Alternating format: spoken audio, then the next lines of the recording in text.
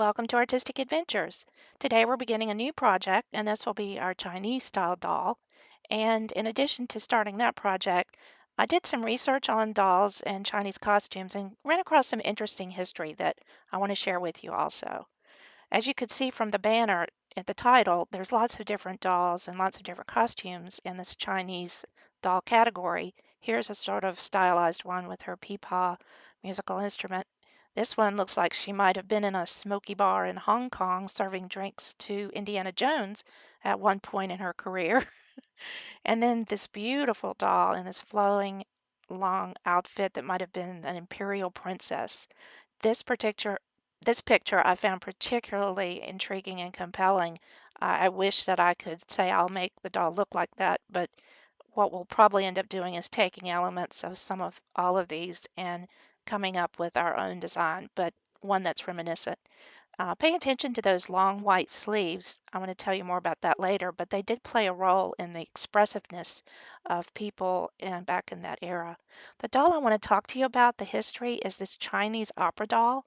These dolls were probably most popular in the 18th and early 19th century.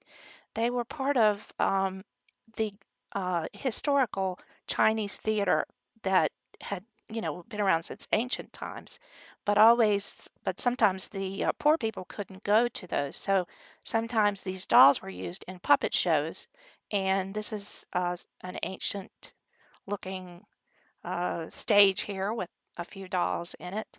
And they were also used in the Beijing opera as presents for the patrons who came to the opera in Beijing.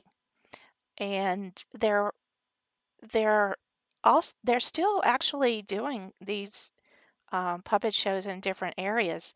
The the earlier ones had articulated wooden limbs and paper mache heads, and you could stick wooden dowels up the arms to move them around. They then had finger puppets too, where you just stuck your whole hand up and the head was wooden, and you could move it around, just with your hands. As you can see, the costumes are really gorgeous, elaborate, beautifully decorated and embroidered. Um, and I just became fascinated with this whole story and with the dolls themselves. There's quite a few of the antiques still around.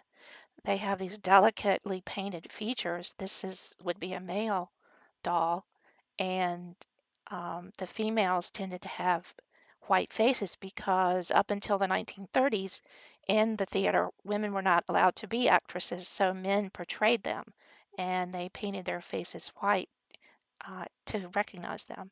Now, in the theater, um, there were four main characters: the male, the female, the painted face, and the clown. Now, this doll would be sort of a younger male, and just look at that beautiful embroidered front of his costume. It's just so beautiful.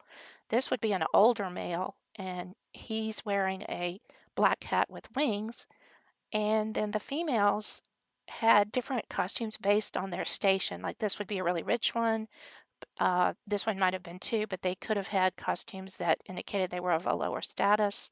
Um, a lot of times you'll see a male and a female doll together, and they might have been the two main characters of a play. Here are some examples of the painted face dolls, and they were always the villain and could have been any number of characters, nefarious characters. This is the clown character, and he was recognized by his white paint around his nose and eyes. So those dolls are just fascinating, and if you start looking at pictures of them, you can then start picking out the characters, the male, the female, the painted face. If they had a beard, the male was an older man, just like with the black hat with the wings, that indicated an older male. And then the painted faces were always, the evil guy. And here's a whole group of them. You can sort of start picking out the different characters in here. But the doll we're going to use is this Draculaura Monster High doll. And she's the regular size, 11 inches. And I'm going to go to my stash of fabric that I keep on hand. I pick up scarves and scraps of material and draperies at stores for, a dollar or so. And then I look at them when I start doing a project. Now, this scarf I found is actually an Oscar de la Renta, and it's 100% silk which is perfect for this beautiful Chinese costume. And I think I'm going to use that as sort of an overrobe. But there were other colors like this orange with a beautiful trim. That was sort of an orange cotton.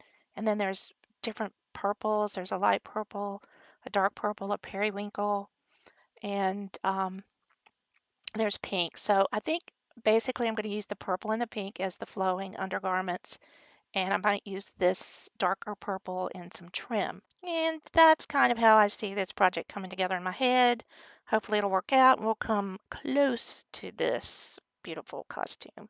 And if you're interested in seeing a real Chinese puppet show, I have a video that I'll put a link to in the description box below. Pay attention to how they fling those long white sleeves around. That's part of the tradition of the long white sleeves and why they have them. So I hope you enjoyed this video with a little bit of history tied in. Next, we're going to begin actual work on the doll in the next video. So stay tuned and be sure to subscribe and don't miss a thing in this upcoming project. Thanks. Bye.